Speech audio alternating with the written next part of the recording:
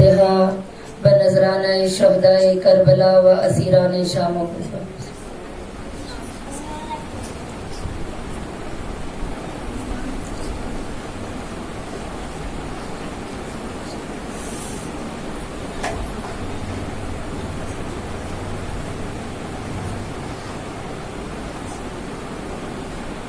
خاندان زہرا پر بلند تر صلوات.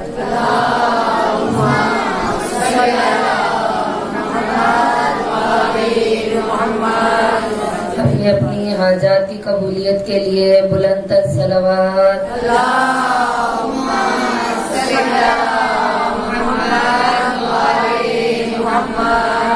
اپنی اپنی پریشانیوں کی دوری کے لیے بلند تر صلوات.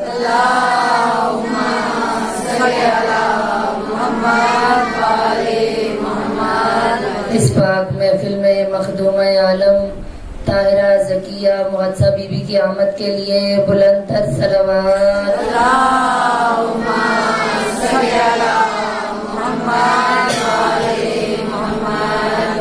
تاجیل یوسف زہرا بلند تر صلوات.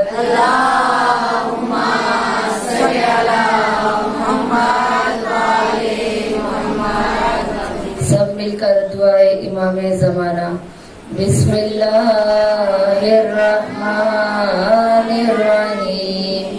اللہم کل ولیک الحجت ابن الحسن صلواتک علیہ وعلی آبائہ فی هذه الساعة وفي كل ساعة وليا وحافظا وقائدا وناصرا وليا وعينا حتى تسكنه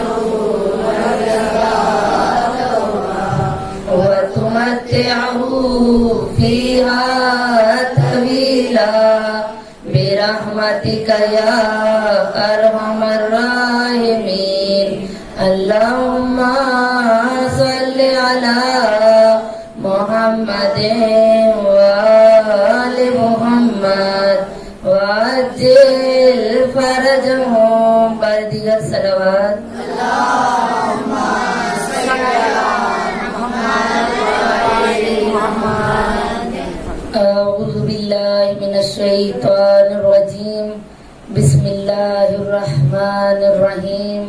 افوض امری الی اللہ ان اللہ بصیر بالعباد فسیکفیکہم اللہ وہو السمیع العلیم. صلوات. اللہم صل علی محمد وآل محمد.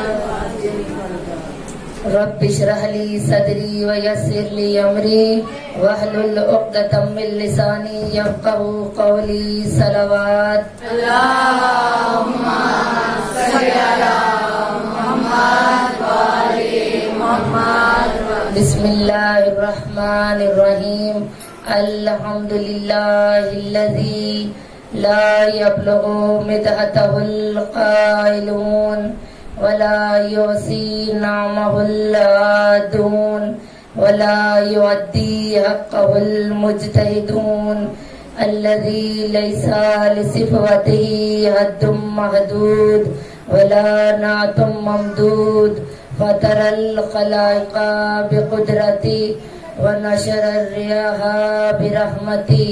ثم الصلاة والسلام على اشرف الانبیاء والمرسلین وخاتم النبیین ابی القاسم محمد. اللہم صل علی محمد وآل محمد وآلہ الطیبین الطاہرین المعصومین المظلومین سیما بقیت اللہ فی الارضین صاحب العصر والزمان وخلیفۃ الرحمن امام الانس والجان.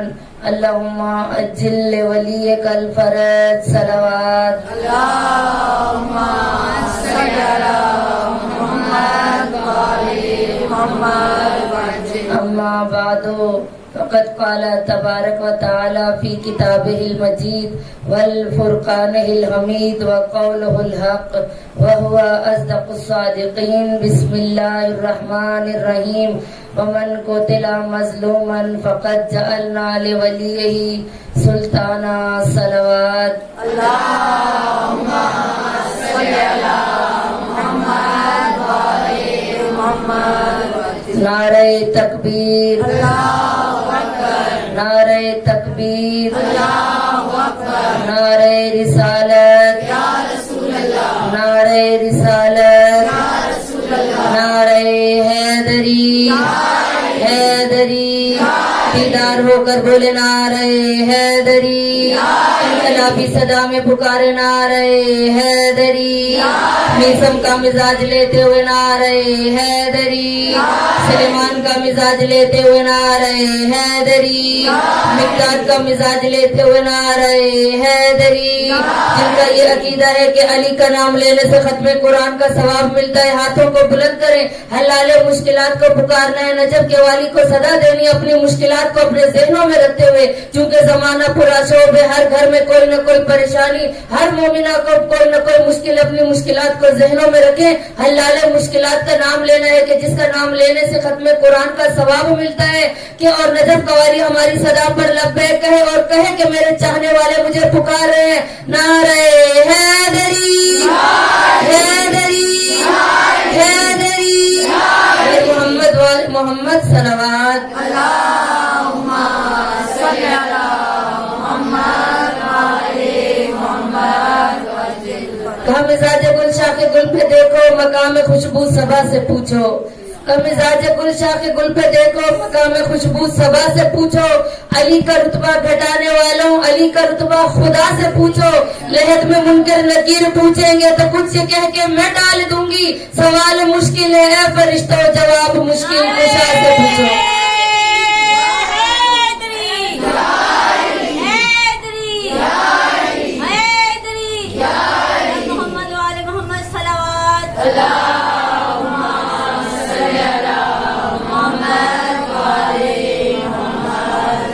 ہر دور میں احساس کی معراج ہے سجاد، ہر دور میں احساس کی معراج ہے سجاد. غیرت کا شہنشاہ ہے، سرتاج ہے سجاد. مظلوم کی آنکھوں میں مکی آج ہے سجاد، مظلوم کی آنکھوں میں مکی آج ہے سجاد. کب تیرے میرے ذکر کا محتاج ہے سجاد. جب تک ہے جہاں میں حق و باطل کا اضافہ، کہا جب تک ہے جہاں میں حق و باطل کا اضافہ، سجاد کے سجدوں کو نہ بھولے گا زمانہ. صلوات پڑھیں بر محمد.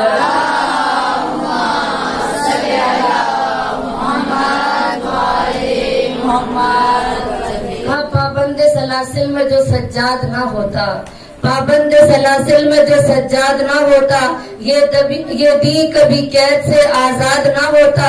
گر خون سے عابد اسے سیراب نہ کرتا، گر خون سے عابد اسے سیراب نہ کرتا، اسلام کا گلشن کبھی آباد نہ ہوتا. صلوات پڑھیں بر محمد والا. اللہم صل علی محمد وآل محمد. ہمیشہ کی طرح سب سے پہلے تمام تر تعریفیں، تمام حمد و ثنا اس خالق منان کے لیے کہ جس کی قبضہ قدرت میں ہماری جانیں ہیں، وہ عظیم پروردگار کے جس نے ہمیں وجود عطا کیا.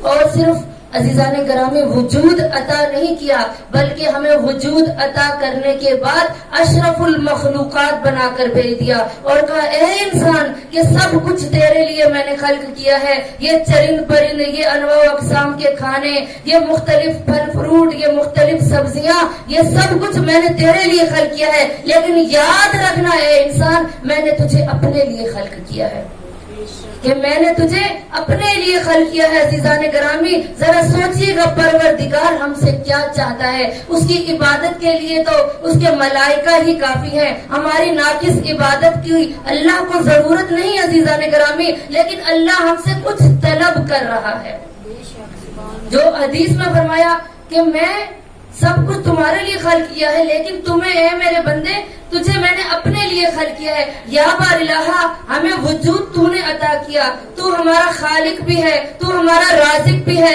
ہمیں رزق بھی دینے والا ہے, ہمیں مشکلات سے نکالنے والا بھی ہے. یا بار الہ میں سمجھ نہیں آتی, تو کہہ رہے اے بندے میں نے تجھے اپنے لیے خلق کیا ہے. اللہ تو ہم سے کیا چاہتا ہے؟ ہم تو دنیا میں یہی سمجھتے ہیں ہم آئے ہیں یہاں پر کھا پی کر موج مستی کر کے عیش و عشرت کی زندگی بسر کر کے, نہ کبھی قرآن کو کھولیں گے, نہ کبھی تیری بارگاہ میں سجدہ ریز ہوں گے, نہ ہی ہم پردے کو دیکھیں گے, نہ ہم نامحرم کے پردے کی حفاظت کریں گے, نہ ہمیں مجالس میں بیٹھنے کا سلیقہ آتا ہے, نہ ہمیں بڑوں سے بات کرنے کا احترام آتا ہے, نہ ہمیں والدین سے بات کرنے کی تمیز ہے. یا بار الہ ہمیں تو کہہ رہا ہے میں نے تجھے اپنے لیے خلق کیا ہے. ہم تو یہ سمجھ رہے ہیں ہم فضول خلق ہوئے ہیں کہ ہم صبح سے اٹھے تو اپنے گھر کے کام کاج کے اندر مستی میں گزار دیں پورا دن. یعنی یا بار الہ تو کہہ رہا ہے, سوچئے آپ کو لمحہ فکریہ دے رہی ہوں کہ اللہ کہہ رہے اے انسان میں نے تجھے اپنے لیے خلق کیا ہے.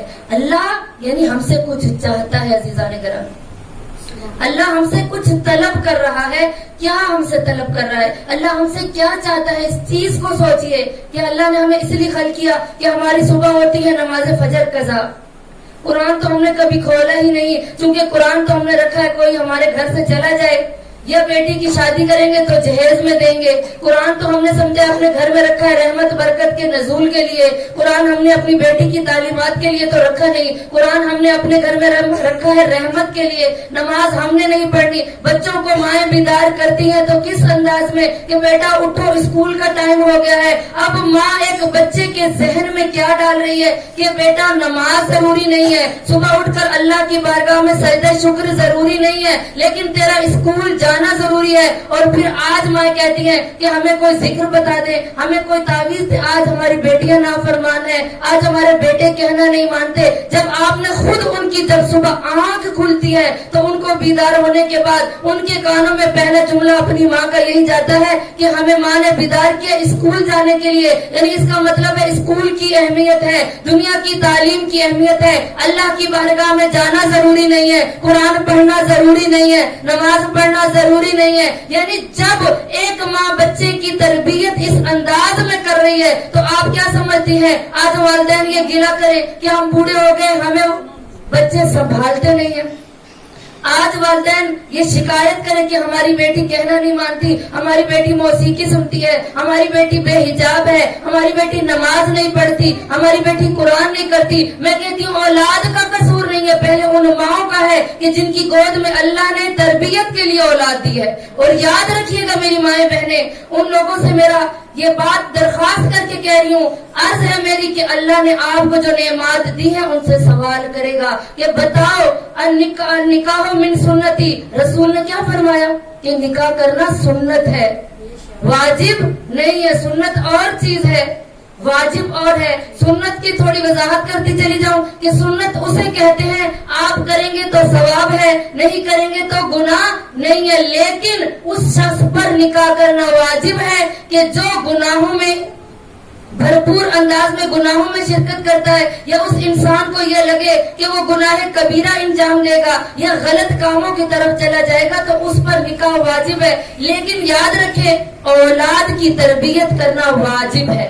جہاں دیکھیں نکاح کو اللہ نے سنت قرار دیا, واجب نہیں کہا, لیکن اولاد کی تربیت کہا واجب ہے. تو ہم نے واجب انداز کو اگر ادا نہیں کیا تو واجب کی بھی تعریف بتاتی چلوں. واجب کسے کہتے ہیں؟ واجب اسے کہتے ہیں کہ اگر آپ انجام دیں گے تو آپ کو ثواب ملے گا, لیکن اگر آپ نے واجب کو چھوڑ دیا تو آپ نے گناہ کیا. آپ سے بروز محشر اس بات کا سوال کیا جائے گا. صلوات پڑھیں بر محمد والے محمد. اللہم صلی علی محمد وعلی محمد. تو مومنات, اولاد کی تربیت کہاں سے ہم نے لینی ہے؟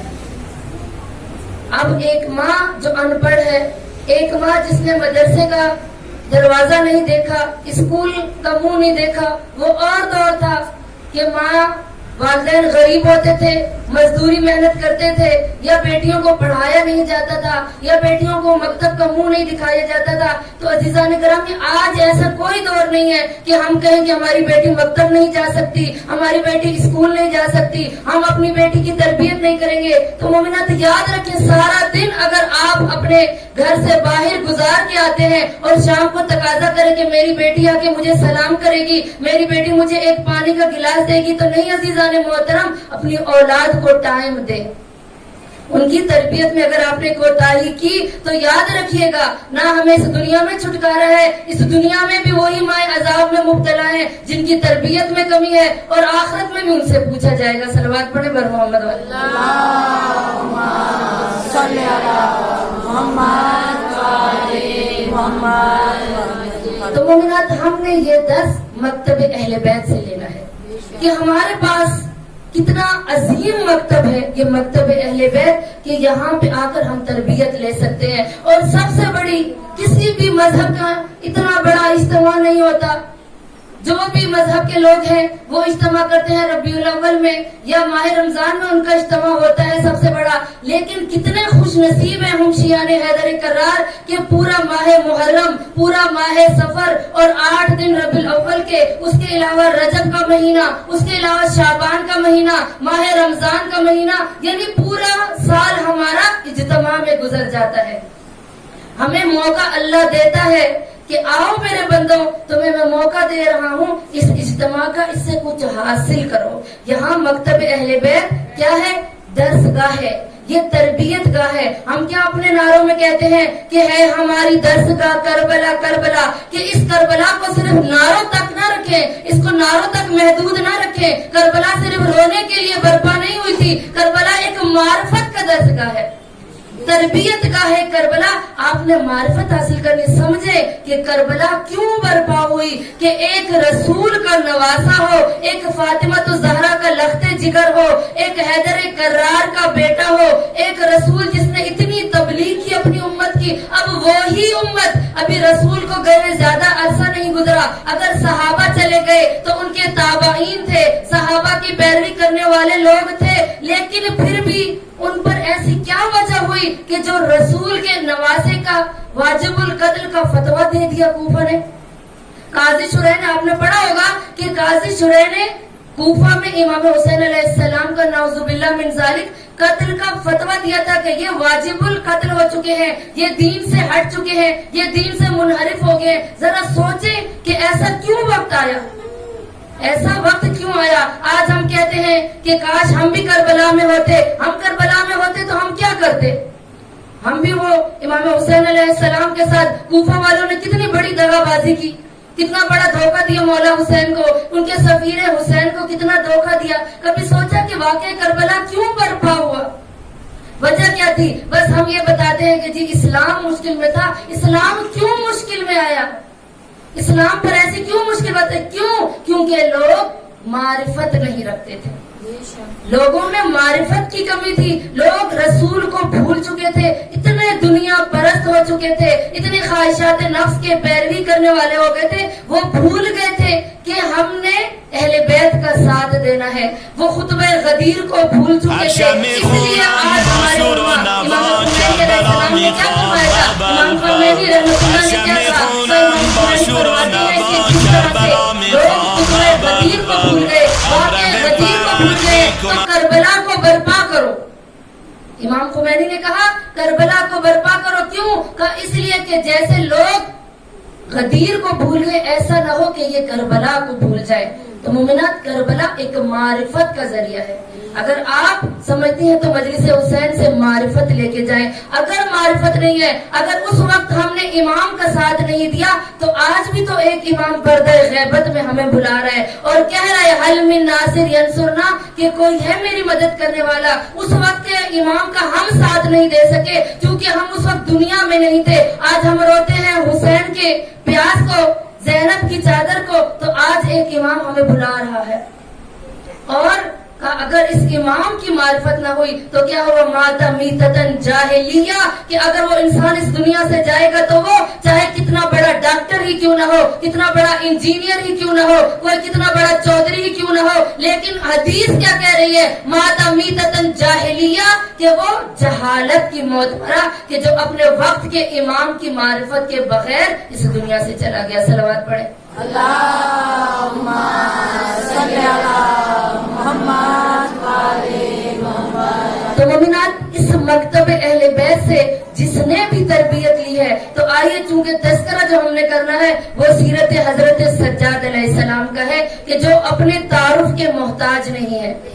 اگر نام ہی لیا جائے تو فوراً ذہن میں یا واقعہ کربلا آ جاتا ہے، یا فوراً شام کا واقعہ آ جاتا ہے، یا زین العابدین کا نام لیا جائے تو عابدوں کی زینت شمار ہو جاتا ہے۔ اگر ہم کہہ دیں سید الساجدین تو سجدوں کی زینت ہمارے ذہن میں آ جاتی ہے کہ کس قدر تربیت کی حسین ابن علی نے اپنے اس بیٹے کی، کہ میں کہتی ہوں امام حسین علیہ السلام آپ خوش نصیب تھے، آپ کے ساتھ 72 کا ساتھ تھا، جو 72 نے آپ کا ساتھ دیا وہ تمام مرد تھے، اور ان کی کربلا ایک دن کی تھی، لیکن سید سجاد کے 72 میں سے بھی کم صحابی تھے، کم لوگ تھے۔ کون تھے ان کے ساتھ؟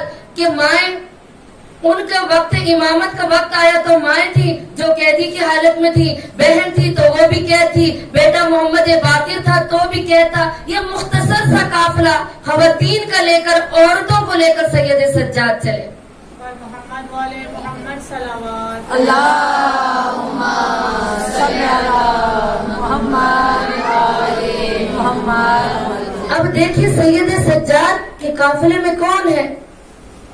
کوئی 72 کا لشکر نہیں ہے، کہیں مسلم بن اوسجہ نہیں ہے، کہیں مسلم کی اولاد نہیں ہے، کہیں عقیل کی اولاد نہیں ہے تو کون ہے؟ خواتین ہے۔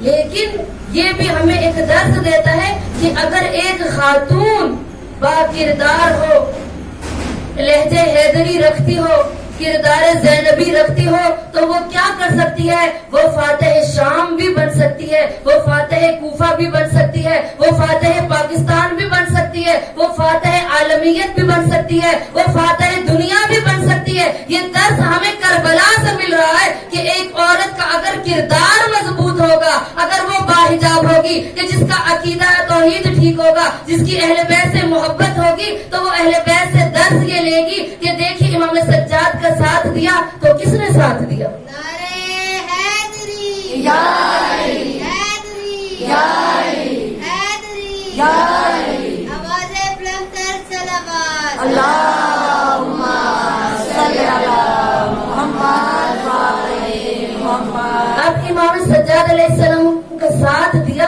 تو زینب کبریٰ نے ساتھ دیا، ثانیہ زہرا نے ساتھ دیا۔ اب یہ کردار زینبی ہم نے ثانیہ زہرا سے لینا ہے کہ اس بی بی نے اپنے بھتیجے کی کس طرح سے مدد کی، کہ جہاں بھی مشکل وقت پڑا تو اپنے بھتیجے پر جان بھی قربان کرنے سے دریغ نہیں کیا۔